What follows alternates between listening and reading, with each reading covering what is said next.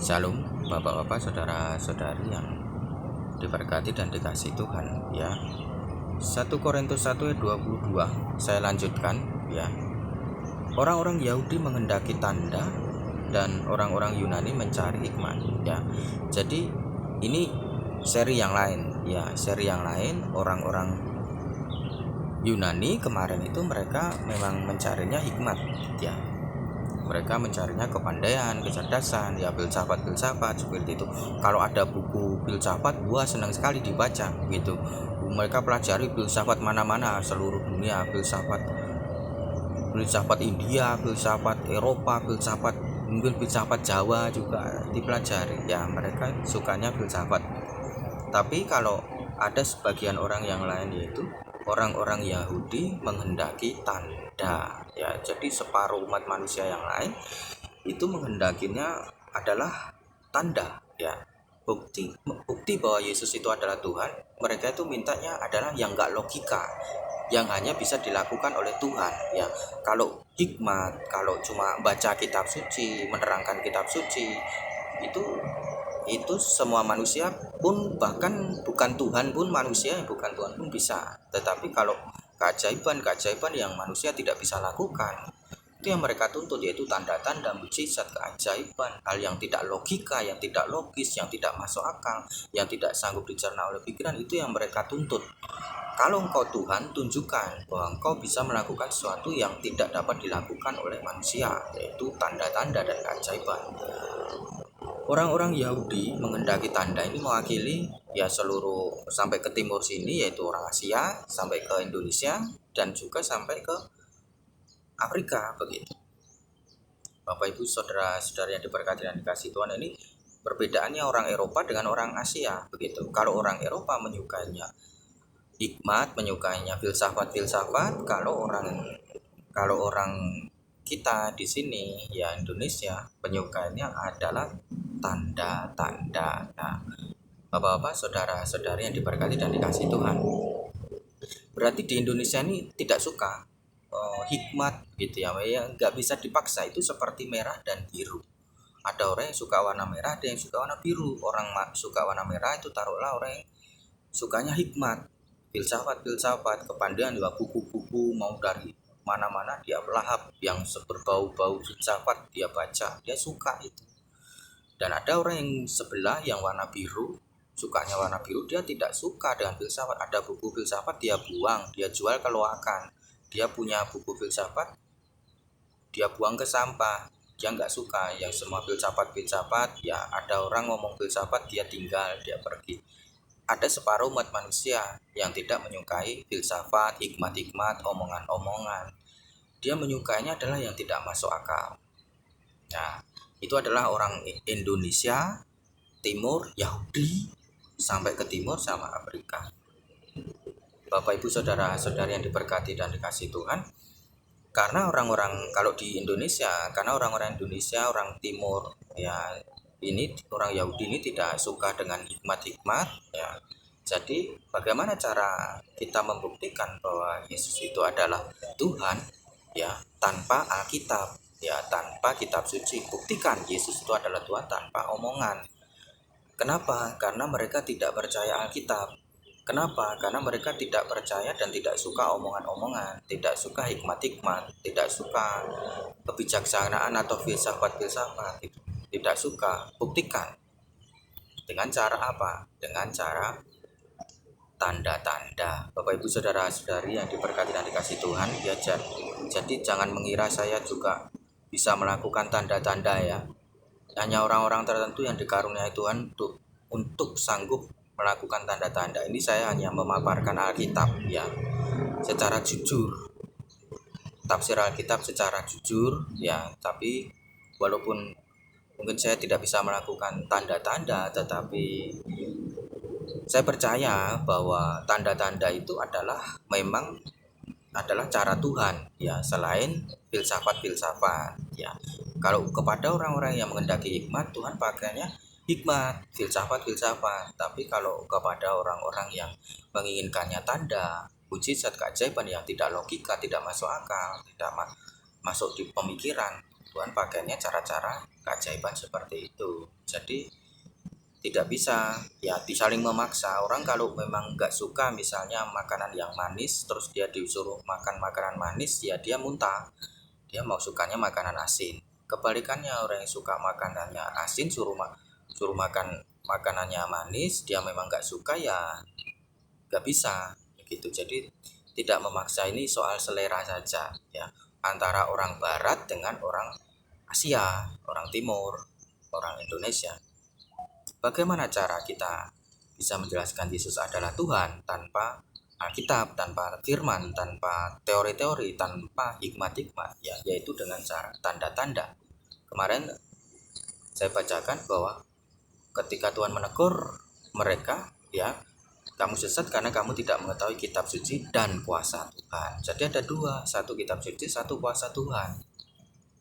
Bukan hanya kitab suci saja terus kuasanya hilang gitu. Bukan hanya kuasa saja kitab sucinya hilang, itu karena mengada separuh-separuh umat yang seperti itu ya. Tuhan menciptakan seperti itu. Nah, kita bahas ini memang kuasa itu cocok untuk pelayanan di Asia, yaitu Indonesia. Laris ya. Itu dimulai dari Alkitab. Saya bacakan misalnya nih kisah-kisah bahwa orang Yahudi itu meminta tanda-tanda, keajaiban-keajaiban, hal-hal yang tidak sanggup dimengerti, hal yang nggak bisa dipikirkan. Saya bacakan itu Matius 12 ayat 38. Pada waktu itu berkatalah beberapa ahli Taurat dan orang Farisi kepada Yesus, "Guru, kami ingin melihat suatu tanda daripadamu." Zaman itu sudah ada, Tuhan, kami ingin melihat suatu tanda. Lalu Matius 16 ayat 1 ditulis lagi minta tanda. Markus 8 ayat 11 ditulis lagi. Yohanes 2 ayat 18 ditulis lagi. Yohanes 6 ayat 30 mereka minta tanda ya. Maka kata mereka kepadanya, "Tanda apakah yang kau perbuat?" Ngomong sama Tuhan Yesus mereka, "Supaya dapat kami melihatnya dan percaya kepadamu." Pekerjaan apakah yang kau lakukan? Ya, minta tanda, minta keajaiban, buktikan kalau kau itu Tuhan. Kau tuh enggak manusia seperti kami. Ya, kalau manusia tuh cuma omong-omong, hikmat-hikmat, filsafat-filsafat begitu. Itu enggak, enggak lah. Itu cuma manusia juga bisa, saya juga bisa. Kalau cuma khotbah-khotbah, omong-omong, filsafat-filsafat, saya juga mampu gitu. Manusia juga semua bisa, anak-anak kecil juga bisa gitu. Tapi kalau engkau Tuhan, tunjukkan itu lewat hal yang tidak masuk akal, yang manusia tidak sanggup. Mereka minta seperti itu. Itu orang Yahudi sampai ke Indonesia juga seperti itu. Kalau engkau itu Tuhan, tunjukkan gitu. Lalu Tuhan Yesus tidak marah loh seperti itu ya. Yesus. Lalu Herodes juga. Lukas 23 ayat 8. Ketika Herodes melihat Yesus, ia sangat girang sebab sudah lama ia ingin melihatnya karena ia sering mendengar tentang dia. Lagi pula ia mengharapkan melihat bagaimana Yesus mengadakan suatu tanda. Herodes pengen melihat tanda, itu sama ya. Udah mengharapkan lama itu, pengen melihat suatu tanda, lihat keajaiban-keajaiban yang Yesus lakukan. Yang dicari bukan hikmatnya Tuhan Yesus, bukan pengajarannya, tapi keajaibannya itu. Kenapa? Memang orang Yahudi, orang Asia, orang Afrika mintanya tanda. Jangan banyak omong, jangan banyak filsafat. Saya nggak suka filsafat, saya nggak suka pengajaran, saya nggak suka teori-teori. Saya maunya buktikan tanda kalau kamu itu beda dengan yang lain. Itu nggak suka kalau cuma filsafat, semua orang bisa. Itu cara itu memang sudah udah wataknya sebelum bertobat seperti itu, sesudah bertobat seperti itu. Sebelum bertobat dia memang sudah nggak suka dengan filsafat, nggak suka dengan hikmah ya, tetapi mereka itu bisa bertobat kalau ada tanda gitu. Yesus pakai tanda untuk menarik perhatian mereka. Yohanes 4 ayat 46a sampai 48. Demikian saya bacakan. Maka kata Yesus kepadanya, "Jika kamu tidak melihat tanda dan mujizat, kamu tidak percaya." Yesus tahu itu karena dia berbicara dengan orang-orang Yahudi. Dia berbicara dengan orang-orang Asia. Dia berbicara dengan orang-orang Afrika. Ya, dia berbicara dengan orang-orang Timur, ya. Kalau mereka tidak melihat tanda dan mujizat, mereka tidak percaya. Ya, Tuhan memahami itu begitu ya. Jadi Tuhan tidak maksa. Udah, saya tidak punya tanda, saya nggak sanggup, nggak bisa ini. Tidak, Tuhan buktikan bahwa Tuhan itu buat mujizat itu, yaitu untuk pelayanan timur. Itu untuk pelayanan timur ya. Jadi kalau ini di pelayanan ke Yunani tidak cocok. orang nggak suka dengan tanda, jadi mereka malah nganggap itu aneh gitu ya. Yohanes 3 ayat 1 dan 2. Adalah seorang Farisi yang bernama Nikodemus, seorang pemimpin agama Yahudi. Ia datang pada waktu malam kepada Yesus dan berkata, Rabi, kami tahu bahwa engkau datang sebagai guru yang diutus Elohim, sebab tidak ada seorang pun yang dapat mengadakan tanda-tanda yang kau adakan itu jika Elohim tidak menyertainya, jika Tuhan tidak menyertainya. Jadi orang-orang ahli Taurat Farisi Nikodemus ini mengakui bahwa seorang pun tidak dapat mengadakan tanda-tanda yang Yesus adakan itu jika itu bukan dari Tuhan, begitu. Nggak bisa keajaiban orang buta melihat, orang lumpuh berjalan, orang tuli mendengar, ya apa bisa? Setan apa bisa melakukan seperti itu? Tidak bisa, setan aja tidak bisa ya. Kalau bisa itu film ya. Setan tidak bisa menyembuhkan orang buta melihat, orang lumpuh berjalan, orang tuli mendengar, itu tidak bisa. Hanya Tuhan yang bisa begitu, dan Tuhan Yesus buktikan itu, keajaiban itu Tuhan Yesus sanggup. Dan sementara ini Yohanes 2 ayat 23, dan sementara ia di Yerusalem selama hari raya Paskah, banyak orang percaya dalam namanya karena mereka telah melihat tanda-tanda yang diadakannya. Jadi orang-orang yang melihat tanda-tanda yang diadakannya itu percaya, dan orang bisa percaya karena melihat tanda, bukan melihat tafsir-tafsir Alkitab, bukan omongan-omongan hikmat-hikmat, bukan filsafat-filsafat kepandaian seperti untuk melayani ke orang-orang Yunani Eropa. Tetapi untuk orang Yahudi, orang Asia, orang Afrika itu memang orang bisa percaya kalau ada tanda-tanda. Jadi Yesus sendiri yang mengakui hal itu, pelayanan tanda-tanda itu tuh memang untuk pelayanan ke sini, ke arah timur. Jadi itu adalah pelayanan Tuhan. Jadi, banyak banget tanda Tuhan Yesus. Tuhan Yesus memberikan tanda-tanda itu banyak sekali. Yohanes 20 ayat 30. Memang masih banyak tanda lain yang dibuat Yesus di depan mata murid-muridnya yang tidak tercatat dalam kitab ini. Masih banyak lagi tanda yang dibuat Yesus di depan mata muridnya yang tidak tercatat di dalam Alkitab. Yohanes 21 ayat 25, masih banyak hal-hal lain yang diperbuat oleh Yesus. Banyak lain lagi. Tetapi jikalau semuanya itu harus dituliskan satu persatu, maka agaknya dunia ini tidak dapat memuat semua kitab yang harus ditulis itu. Jadi kalau soal pengajaran Tuhan Yesus itu sedikit ya, 3,5 tahun cuma satu ya. Kalau Matius itu cuma separuh, Markus itu juga separuh, Lukas itu separuh, Yohanes juga agak banyak ya.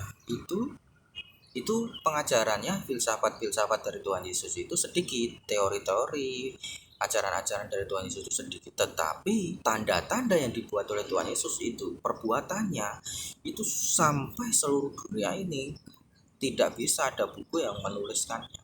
Begitu banyaknya pada zaman itu. Kalau soal hikmat, soal pengajaran sedikit sekali, soal filsafat-filsafat dari Tuhan Yesus itu sedikit sekali. Tetapi kalau soal mujizat, kesembuhan, tanda-tanda heran, tanda keajaiban, hal yang tidak logika, yang tidak masuk akal, yang tidak sanggup, itu bahkan kalau dituliskan seluruh buku di seluruh dunia itu tidak sanggup untuk menampungnya. Jadi saking banyaknya ya, itu Bapak Ibu saudara-saudara yang diberkati dan dikasih Tuhan. Jadi tanda-tanda heran itu banyak banget. Kalau Tuhan Yesus, kenapa? Karena Tuhan Yesusnya melayaninya di Asia, melayaninya dia di Yahudi, melayaninya di Asia, ya dia tidak melayani ke Yunani seperti Paulus. Dia melayaninya ke Afrika, ya melayaninya ke area Timur Tengah. Ya memang orang Timur itu ya, bukan hanya Timur Tengah, tetapi juga sampai ke timur ke sini gitulah. Indonesia ini memang butuh tanda, makanya Tuhan buktikan itu dengan tanda ya. Bukannya minta tanda, dibuktikannya dengan Alkitab. Orang tidak percaya Alkitab, orang tidak percaya, bahkan ada kelompok yang mengakui Alkitab sudah dimasukkan atau apa begitu ya. Tidak ada bedanya kalau orang Kristen ditodori kitab yang lain, agama lain juga nggak percaya. Sama, orang-orang yang lain juga seperti itu. Saat itu Yesus sedang melayani umpama ke timur ke sini ya, sampai murid-muridnya juga ke timur ke sini gitu. Bukan kitab, siapa yang percaya dengan kitab gitu, siapa yang percaya dengan tulisan-tulisan gitu kalau orang timur ya sini ya. Tapi kalau orang Eropa yang suka itu filsafat gitu ya. Tapi kalau orang Timur nggak suka, mau ngomong filsafat apa nggak suka gitu ya. Nggak tahu itu sudah di dalam DNA-nya. Nah, Tuhan Yesus membuat mujizat sampai nggak ada batasnya di zaman dia. Tapi kalau pengajaran sedikit, ya khotbahnya kalau beda kalau pendeta zaman sekarang khotbah 3,5 tahun itu dia setebal ini kali ya. Tapi kalau Tuhan Yesus sedikit saja, ya, tapi tanda herannya tidak ada habisnya, tidak tertampung. Bapak Ibu saudara-saudara yang diberkati dan dikasih Tuhan, murid-muridnya sama gitu. Para rasul pakai juga tanda kuasa untuk menarik orang banyak.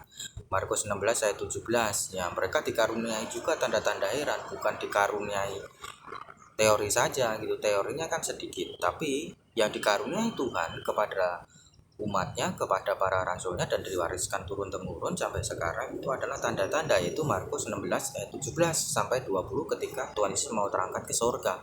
Yang dia tinggalkan itu adalah damai sejahtera dan tanda-tanda. Tanda-tanda ini akan menyertai orang-orang yang percaya. Mereka akan mengusir setan-setan demi namaku. Mereka akan berbicara dalam bahasa-bahasa yang baru bagi mereka.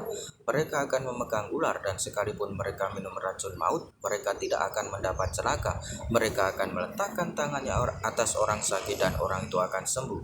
Sesudah Tuhan Yesus berbicara demikian kepada mereka, terangkatlah ia ke surga, lalu duduk di sebelah kanan Tuhan.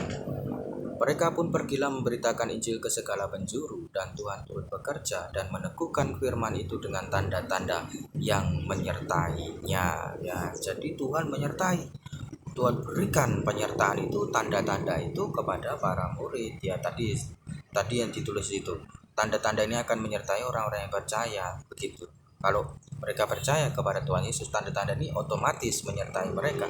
Mereka akan mengusir setan-setan demi nama Yesus. Ya, mereka akan berbicara dalam bahasa-bahasa yang baru bagi mereka. Mereka akan memegang ular, dan sekalipun mereka minum racun maut, mereka tidak akan mendapat celaka. Mereka akan meletakkan tangannya atas orang sakit, dan orang itu akan sembuh. Mereka menyembuhkan orang-orang. Yang mujizat-mujizat itu turun-temurun diwariskan kepada kita, kepada umat Tuhan. Ya, Tuhan itu ya, Kisah Para Rasul 1 ayat 3, Tuhan menunjukkan dirinya setelah dengan banyak tanda ia membuktikan bahwa ia hidup. Ya, Bapak Ibu saudara-saudara yang diberkati dan dikasihi Tuhan, itu para rasul melakukan mujizat-mujizat dan tanda-tanda keajaiban karena pelayanannya lebih banyak ke area non Yunani, yaitu ke area timur ya. Kecuali kalau Paulus itu memang ke Eropa, dia ke arah Yunani. Jadi dia lebih banyaknya filsafat dipakainya. Tuhan pakainya Paulus untuk orang bijaksana, untuk menghadapi orang-orang pintar gitu. Tetapi kalau ke area timur ya dia pakainya Paulus ya. Pakainya Petrus ya. Saya akan bacakan lagi. Kisah Para Rasul 4 ayat 30. Malah didoakan begitu ya zaman itu ya. Didoakan tanda-tanda itu jadi nggak hilang pada tahun-tahun awal itu. Ulurkanlah tanganmu, Kisah Para Rasul 4 ayat 30. Ulurkanlah tanganmu untuk menyembuhkan orang, dan adakanlah tanda-tanda dan mujizat-mujizat oleh nama Yesus hamba-Mu yang kudus. Doakan tanda-tanda Tuhan, buatlah tanda-tanda mujizat-mujizat oleh nama Yesus Kristus ya. Kisah Para Rasul 2 ayat 43. Sedang rasul-rasul itu mengadakan banyak mujizat dan tanda ya. Kisah Para Rasul 5 ayat 12. Oleh rasul-rasul diadakan banyak tanda dan mujizat di antara orang banyak. Kisah Para Rasul 8 ayat 6.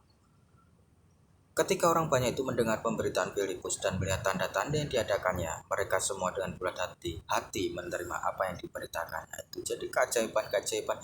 Memang orang Indonesia ya, apalagi sampai ke pedalaman-pedalaman, ke pedesaan-pedesaannya itu, tanda-tanda heran itu benar-benar nggak bisa dihilangkan, benar-benar dituntut maunya itu mereka ya. Nah, kalau untuk menghadapi mereka, Tuhan pakai juga tanda-tanda. Nah, iblis pun juga pakainya tanda-tanda. Nggak mungkin iblis pakai filsafat untuk menarik hati orang-orang seperti ini ya, orang timur ini gitu ya. Tidak mungkin iblis itu pakai filsafat nih. Kalau ke Yunani, ke Eropa dia pakai filsafat, tapi kalau dia ke timur ke sini, dia nggak pakai filsafat, pinteran, omongan kepandaian, nggak mau pamer, nggak bisa pamer filsafat karena orangnya nggak tertarik. Iblis pakainya juga tanda untuk menarik hati mereka. Matius 24 ayat 24. Sebab Mesias palsu dan nabi-nabi palsu akan muncul dan mereka akan mengadakan tanda-tanda yang dahsyat dan mujizat-mujizat. Sehingga sekiranya mungkin mereka juga ingin menyesatkan orang-orang pilihan juga. Jika pakainya tanda-tanda setan-setan itu. Kalau ke Indonesia, ke timur, apalagi area pedalaman, bukan area kotanya yang masih keturunan bule, tetapi yang masih penduduk asli yang timur gitu ya, kita sampai sini iblis juga dia nyarinya mujizat pakainya tanda-tanda untuk menarik perhatian mereka. Kuasa buat tanda-tanda itu ada di dalam diri Tuhan. Wahyu 4 ayat 11. Jadi ini bukan sesuatu yang salah, tetapi ini adalah bagian dari diri Tuhan. Kuasa seperti hikmat, kuasa itu sebetulnya adalah bagian dari diri Tuhan. Wahyu 4 ayat 11. Ya Tuhan dan Elohim kami, Engkau layak menerima puji-pujian dan hormat dan kuasa ya. Sebab Engkau telah menciptakan segala sesuatu dan oleh karena kehendak-Mu semuanya itu ada dan diciptakan. Tuhan itu menciptakan dari nol, dari zero, jadi enggak ada, dari ketiadaan ada. Jadi kalau dia mau membuat di dunia ini cuma tanda-tanda sepele yang kecil, itu sudah mainan dia itu dari awal dunia ini ya. Kuasa ada ditulis di situ, Tuhan layak menerima kuasa. Jadi kuasa itu memang milik Tuhan, itu sudah bagian di dalam diri kemuliaan Tuhan. Jadi itu memang pelayanan timur ya, bukan pelayanan Yunani atau Eropa. Wahyu 5 ayat 13. Dan aku mendengar semua makhluk yang ada di surga dan di bumi dan yang di bawah bumi dan yang di laut dan semua yang ada di dalam dirinya berkata, bagi dia yang duduk di atas tahta dan bagi anak domba adalah puji-pujian dan hormat dan kemuliaan dan kuasa sampai selama-lamanya. Jadi sudah menjadi milik Tuhan kuasa ya. Tanda-tanda heran itu sudah keajaiban Tuhan. Jadi kalau denominasi yang buatan Eropa, yang tafsir yang buatan Eropa itu memang lebih banyak menonjolkan filsafat, hikmat. Tetapi kalau yang denominasi satu kiriman dari luar, dari Amerika atau yang asli dari sini begitu, itu lebih penekanannya lebih banyak ke tanda-tanda kuasa-kuasa karena itu lebih membumi. Jadi memang untuk menjangkau orang-orang sini, karena orang-orang sini itu tidak butuh hikmat, tidak butuh filsafat, bahkan ya tidak butuh itu omongan-omongan Alkitab ya itu. Jadi itu sepele, semua manusia bisa, itu tidak membuktikan bahwa dia adalah Tuhan. Filsafat itu tidak membuktikan bahwa Tuhan itu adalah Tuhan. Ya, filsafat itu tidak membuktikan bahwa Yesus adalah Tuhan. Kalau menurut versi orang sini, butuhnya adalah mujizat dan kesembuhan. Butuhnya adalah hal-hal yang tidak logika, butuhnya adalah yang tidak masuk akal, butuhnya adalah apa yang manusia tidak sanggup lakukan. Mereka butuh seperti itu. Jadi kalau denominasi yang asli sini buatan Indonesia, yang buatan dari Indonesia, pendirinya itu orang Indonesia, yaitu memang dimakainya lebih banyak ke hal-hal yang ajaib karena menuntutnya seperti itu. Di sini dibutuhkannya orang-orang timur lebih butuh keajaiban. Sebelum terima Tuhan Yesus, mereka butuh tanda-tanda, dan setelah terima Tuhan Yesus dalam kehidupan sehari-hari, mereka mintanya juga tanda-tanda. Mereka tidak terlalu tertarik dengan filsafat dengan kepandaian dengan kepintaran, itu manusia juga bisa, pikir mereka. Jadi mereka mintanya setelah bertobat pun mereka minta seperti itu, maunya lompatan demi lompatan, keajaiban demi keajaiban, kemustahilan demi kemustahilan, tanda-tanda demi tanda-tanda, keajaiban demi keajaiban, ketidakmungkinan demi ketidakmungkinan. Segala yang nggak sanggup, nggak logika, itu yang mereka minta, itu yang minta cari. Bahkan setelah mereka menjadi Kristen, itu yang mereka doakan, mereka inginkan. Itu sudah mendarah daging di dalam darahnya, itu sudah warna biru di dalam tubuhnya, di dalam DNA-nya sudah sejak mereka lahir. Mereka menuntutnya itu, mintanya itu tanda-tanda. Jadi orang yang tidak mau masakan asin jangan dipaksa masakan manis, orang yang tidak suka masakan manis jangan dipaksa masakan asin. Jadi semuanya ini adalah kuasa Tuhan gitu, hanya ya itu kepada orang-orang sesuai dengan situasi dan kondisi. Ya Bapak Ibu saudara-saudara yang diberkati dan dikasihi Tuhan, saya sendiri secara pribadi, saya adalah orang timur, ya orang Yahudi ke timur, saya orang Asia, dan saya juga tidak terlalu begitu sama hikmat itu, sama filsafat itu. Lihat buku-buku di itu perpustakaan filsafat juga menghormati aja begitu. Tapi kalau tanda heran, ya itu bukti ya bahwa Tuhan adalah Tuhan kalau dia sanggup melakukan hal-hal yang gak sanggup, ya Bapak Ibu saudara-saudara yang diberkati dan dikasihi Tuhan, ya jadi kalau bisa sih ya seharusnya umpama saling memahami, ya gereja-gereja aliran perintisan Eropa itu seharusnya jangan menyerang perintisan-perintisan asli sini begitu ya, yang memang untuk diciptakan, ya dibuat, disituasikan, kondisikan untuk orang-orang di sini gitu, keinginan di sini begitu. Dan orang yang di sini juga umpama diserang-serang ya bersabar saja ya, karena Tuhan Yesus saja menghadapi seperti itu dan tidak perlu menyerang balik karena peperangan itu bukan berasal dari Tuhan ya. Terima kasih, Tuhan Yesus memberkati.